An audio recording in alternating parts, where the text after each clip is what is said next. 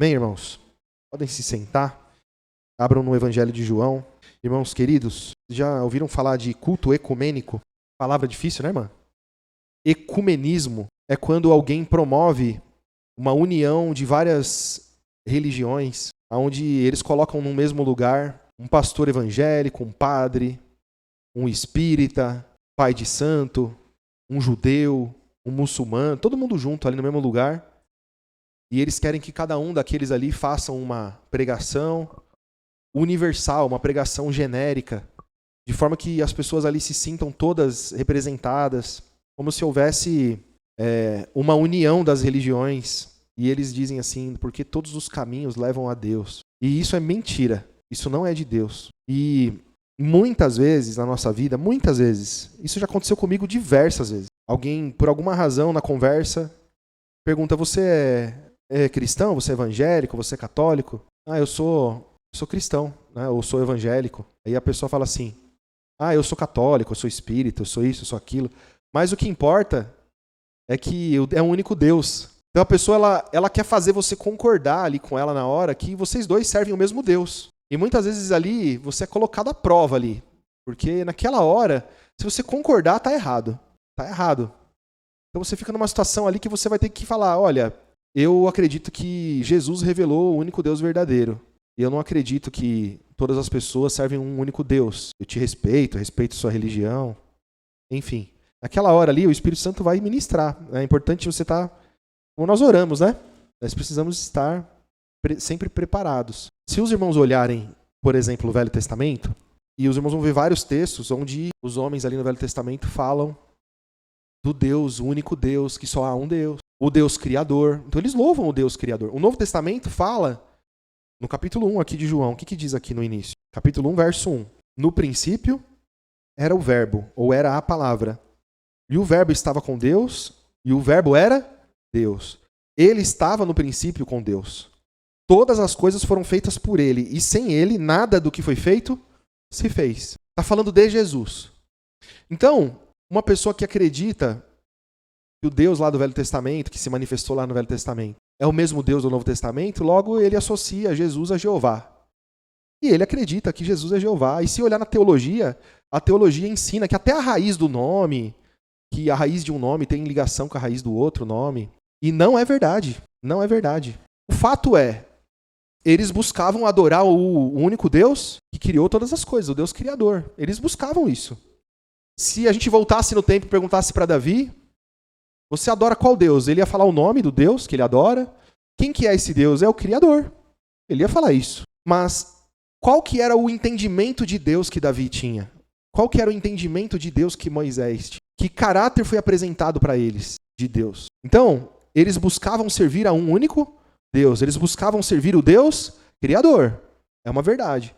Mas o Novo Testamento nos revela que, na verdade, eles serviam a anjos. Que eles foram enganados. E até o dia de hoje, muitas pessoas estão sendo enganadas. Elas falam de Jesus. Elas falam de Deus Pai.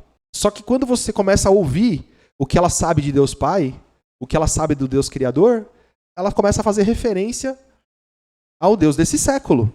Então, não convém para a Igreja de Cristo agir como se fosse o mesmo Deus. Porque você está concordando em manter a pessoa nas trevas. Então, a pessoa faz uma afirmação e para você não ficar mal com a pessoa, você concorda com ela, muitas vezes.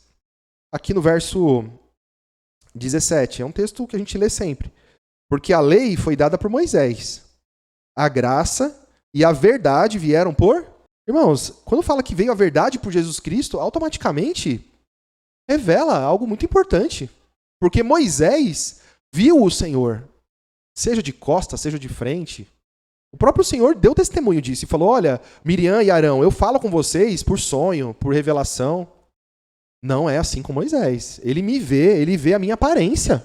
Boca a boca eu falo com Moisés. E o Evangelho vem dizendo, porque a lei foi dada por Moisés. A graça e a verdade vieram por Jesus Cristo. Deus nunca foi visto por alguém. Quem que foi que Moisés viu? Não foi Deus. E a teologia, ela inventou um negócio chamado teofania. Que eles dizem que é uma forma que Deus se materializou. Eles criaram esse nome por quê? Para fazer o Velho Testamento encaixar no Novo. O Deus do Velho Testamento ser o Deus do Novo Testamento. E isso não existe. Por quê? Deus nunca foi visto por alguém.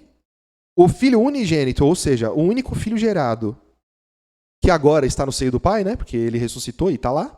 Esse o revelou, esse o fez conhecer.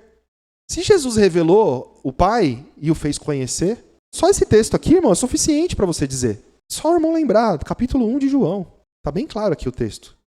No capítulo 5 de João também, ó. Sem entendimento. A minha oração, bem lembrado, irmão. Bem lembrado. Romanos, capítulo 10, no 9 também ele fala parecido. A minha oração por Israel é para a sua salvação, porque dou testemunho que eles têm zelo de Deus, mas não. Então ele ora para que eles tenham salvação, porque eles não tinham salvação. Eram os parentes dele, os amigos dele, os professores dele, zelosos da lei. Então eles conheciam o Deus da lei? Conheciam. Conheciam muito bem. Eles eram estudiosos da lei, eles conheciam muito bem. Então aqui no capítulo 5, verso 37, é Jesus falando, né? E o Pai que me enviou, ele mesmo testificou de mim. Vós nunca ouvistes a sua voz e nem vistes o seu parecer. Nunca viram. Capítulo 8, verso 19. Então houve aqui a mulher adúltera, eles mostram a mulher, falam para Jesus, essa mulher aqui foi pega em adultério, e Moisés para nós é uma referência, é uma autoridade. Moisés falou face a face com Deus no monte. Moisés desceu lá do monte com a luz resplandecendo no seu rosto, porque ele viu o Senhor, não é isso? Ele diz que essa mulher tem que ser apedrejada até a morte. E você, Senhor? Senhor Jesus, os irmãos conhecem a história, a gente não vai ler. Mas no fim das contas ele diz para a mulher, cadê os seus acusadores? Olha que interessante, irmãos. Então o acusador é Moisés. Outro texto também, cadê teus acusadores? Ela disse, foram todos embora? Todos, Senhor. Ninguém te acusou? Não, eu também não. Eu não te condeno.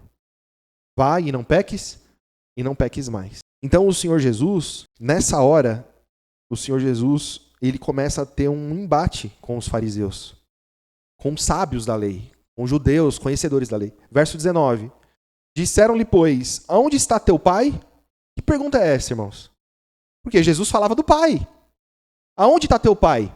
Jesus respondeu, não me conheceis a mim e nem a meu pai. Se vós conhecesseis a mim, também conheceríeis o meu pai. Então, uma vez, aí voltando ao assunto, né, que a gente começou a falar no início, uma vez que as pessoas querem juntar todas as religiões e dizer que todas adoram o mesmo Deus, não sei se vocês já viram, pergunta para um muçulmano se Alá é o Deus de Israel, eles vão falar que é. Não, é o mesmo Deus, é o mesmo Deus. Pergunta quem é Moisés para o muçulmano. Pergunta quem é Jesus para o muçulmano. Eles não falam que eles não existem. Eles não falam que eles não consideram da mesma forma. Mas eles acreditam. Eles fazem uma ligação, existe uma ligação. Então existe um trabalho para fazer com que as pessoas fiquem dormindo. E não conheçam a verdade. Não conheçam a verdade. Existe esse trabalho e nós não podemos vacilar nisso, irmãos. No capítulo 10 de João, verso 7. Pessoas falam assim, todos os caminhos levam a Deus. Outra coisa importante, eu lembrei aqui, maçonaria. Vocês já ouviram falar de maçonaria? Uns dizem que é uma religião, outros dizem que não é uma religião. Uns dizem que é uma seita, uns dizem que é uma sociedade secreta. A gente sabe, são poderosos, são homens muito poderosos. Mas lá a mulher não entra. O que acontece lá dentro fica em oculto, é um segredo. Nem a mulher pode saber dentro de casa. E para entrar nessa seita tem que adorar e tem que ter fé em algum Deus, não importa qual seja. E lá dentro, eles falam abertamente que esse Deus é o mesmo Deus de todo mundo. Se você acreditar no Deus cavalo, eles te aceitam lá. Se você acreditar no Deus com cabeça de cavalo, com cabeça de cachorro, eles te aceitam lá.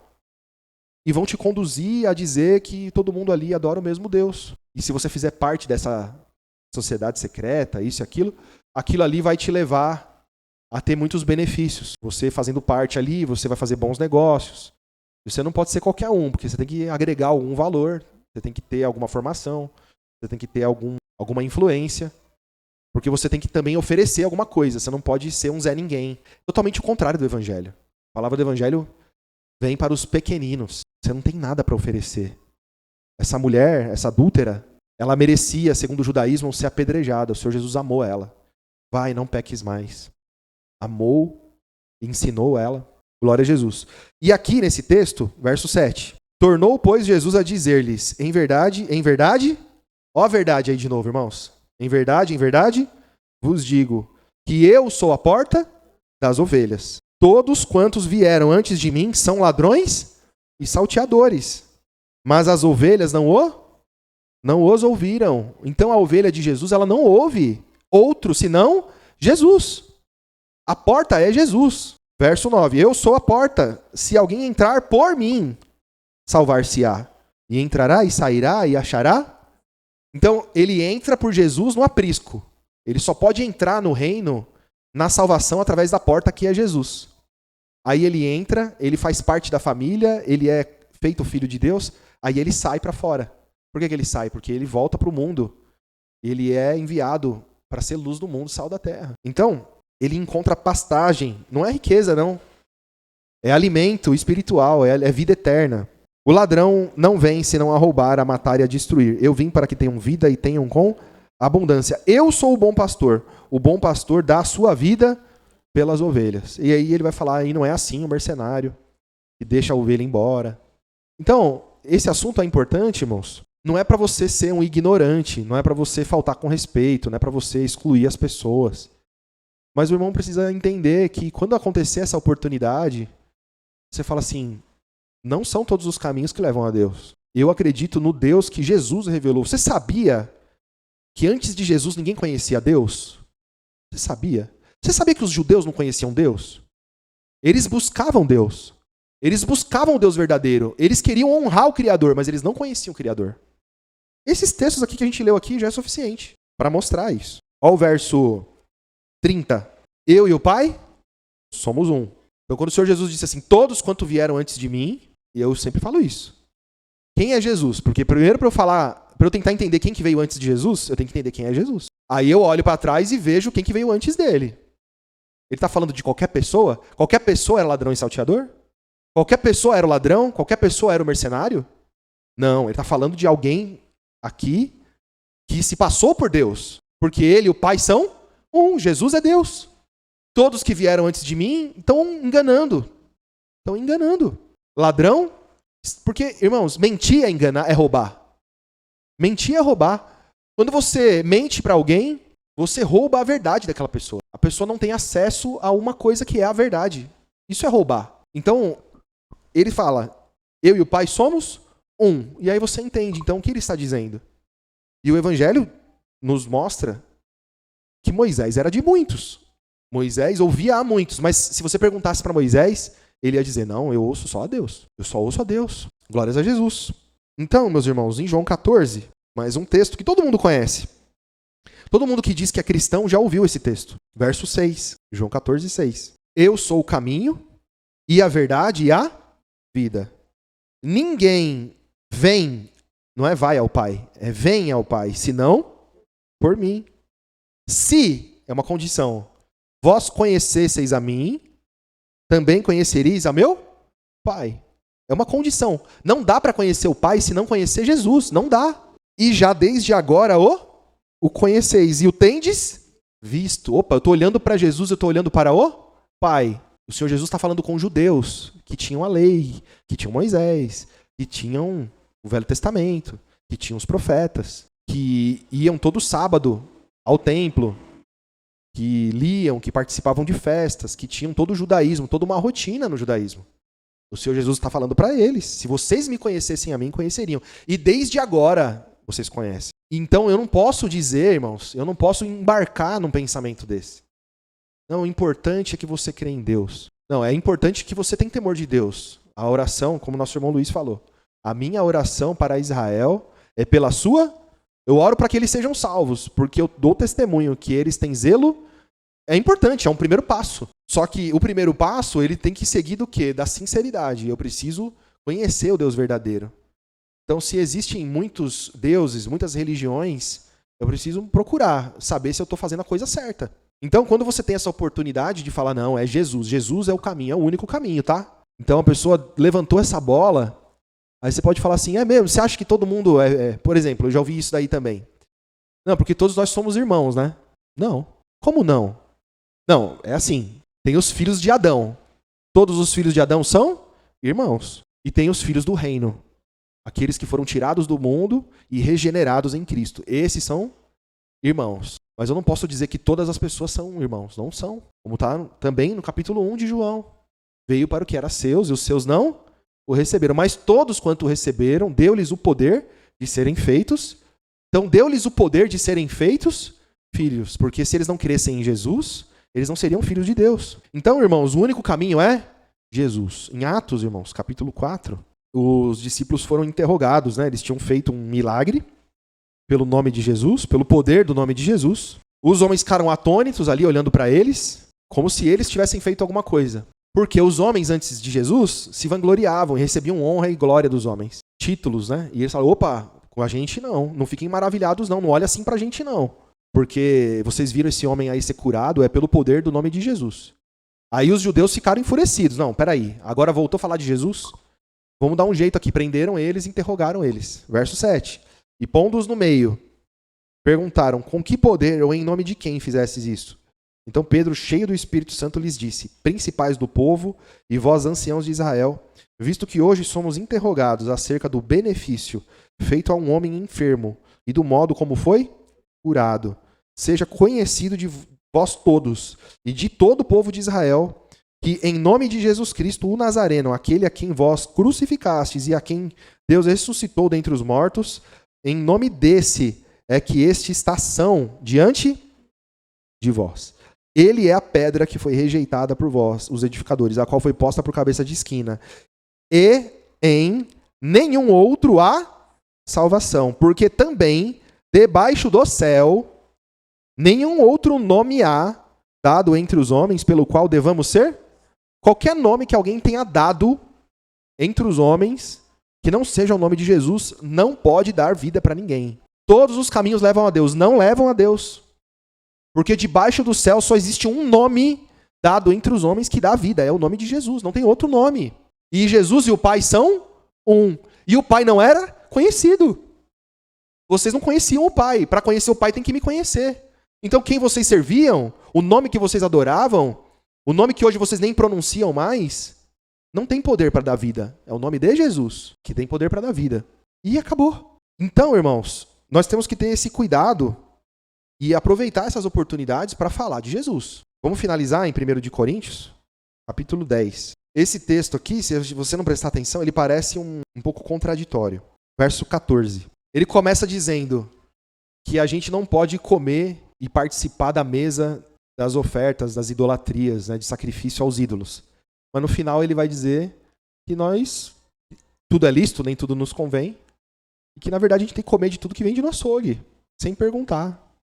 Ou seja, consciência. Vamos ler. Verso 14. Portanto, meus amados, fugi da... E o que é idolatria, irmãos? É ter um ídolo.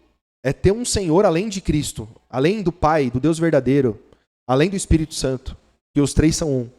Falo, verso 15, falo como a entendidos, julgai vós mesmos o que digo. Porventura, o cálice de bênção que abençoamos não é a comunhão do sangue de Cristo? E o pão que partimos não é porventura a comunhão do corpo de Cristo? O que ele está dizendo aqui? Quando nós partimos o pão e bebemos o cálice, compartilhamos o cálice, isso tudo não é a união da comunhão do corpo? Isso não nos une, não nos liga, não nos coloca no mesmo pé de igualdade, de fé, não nos faz um na fé, em unidade de espírito, de entendimento? Verso 17. Porque nós, sendo muitos, somos um só pão e um só corpo, porque todos participamos do mesmo. Ou seja, quando você participa do pão e você bebe o vinho, ou come o corpo, a carne de Jesus e bebe o sangue de Jesus, você está se fazendo um único corpo. Aí ele vai dizer, vede a Israel. Aí ele vai dar o exemplo de Israel. Segundo a carne, os que comem os sacrifícios não são porventura participantes do altar? Então, lá também era assim, no judaísmo, eles tinham lá a tribo que podia participar do altar. Eles se faziam ali como se fosse um só. Não podia qualquer um comer a carne, comer os sacrifícios lá que eram lançados no altar. Então ele está trazendo um entendimento, ele está trazendo referências. Aí ele vai dizer, mas o que digo? O que eu quero dizer com isso? Que o ídolo é alguma coisa? Que o sacrificado ao ídolo é alguma coisa? Antes digo que as coisas que os gentios sacrificam, as sacrificam aos demônios, e não a Deus. E eu não quero que sejais participante com os demônios. Não podeis beber o cálice do Senhor e o cálice dos demônios. Não podeis ser participante da mesa do Senhor e da mesa dos Demônios. Então, o culto ecumênico, ou essa conversinha de que não tem problema nenhum você ir participar disso, participar daquilo. Bom, se a gente ir nessa conversa, daqui a pouco você está numa igreja aí ouvindo uma pregação de que Maria é corredentora. Que Maria, ela é... Através de Maria as pessoas são salvas. As pessoas falam aí que Maria é assunta, ela foi ressuscitada assim como Cristo ressuscitou, ela ressuscitou também. Vocês devem ter ouvido falar, não sei se vocês ouviram, mas recentemente saiu uma música aí, que se diz uma música evangélica, que na letra da música fala das entidades do candomblé, como se elas estivessem em comunhão com a igreja. E com certeza, muitas igrejas já estão louvando esse louvor. E eu já vi pastores defendendo essa doutrina, defendendo essa música, dizendo que não tem problema nenhum, enquanto tem muitos também dizendo que tem sim. Mas os irmãos percebem que, irmãos, existe sempre uma vontade das pessoas de fugir dos problemas. Então é muito mais fácil eu dar um tapinha nas costas e falar, tá tudo bem, nós somos tudo irmão, do que encarar de frente e muitas vezes gerar uma inimizade. Porque vai gerar, muitas vezes. Vai gerar. Muitas vezes vai ser um momento ali que vai ficar uma situação constrangedora. Vai ficar uma situação porque a pessoa não quer admitir, não vai aceitar você dizer que você serve um Deus, ela serve outro. E é claro que precisa haver graça, haver amor, caridade, misericórdia nessa hora, né? Não para concordar e abraçar o engano, mas para falar a verdade. Isso é amor. Essa é uma prova de amor que você está dando ali na hora.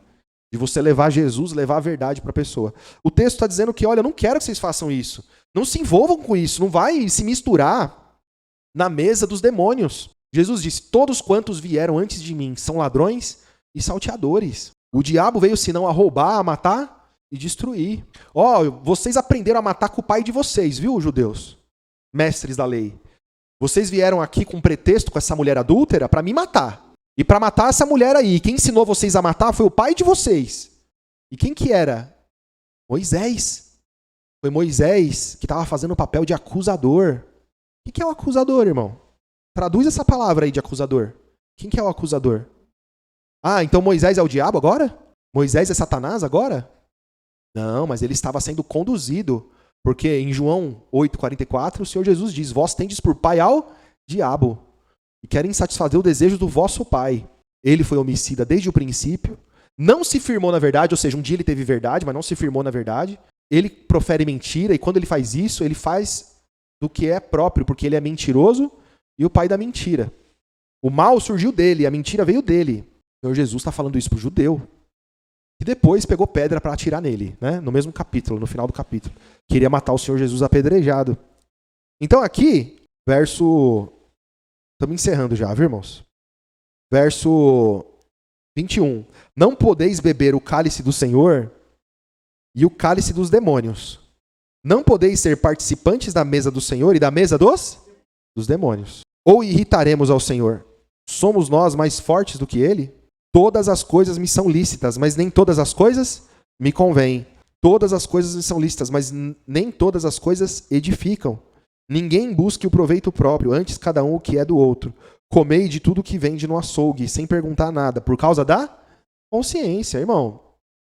Se alguém te vendeu uma carne que foi de um animal que foi morto num sacrifício, e foi naquele sacrifício lá, o animal foi de alguma forma entregue ali ao ídolo, uma oferta a um ídolo, não vai fazer mal nenhum para você. Nenhum mal para você vai fazer. Porque não tem poder contra nós. Mas eu fiquei sabendo. Alguém falou, nessa carne aí, fiquei sabendo aí que foi feito um ritual aí para matar esse porco aí, para matar esse boi. Você vai comer dessa carne aí, nessa hora você já não vai. Por quê? Por causa da consciência. Glória a Jesus. Então, irmãos, vamos encerrar por aqui, já passou um pouquinho aí do horário. Irmãos, só existe um caminho, é Jesus. Não tem outro caminho, irmãos. Não tem.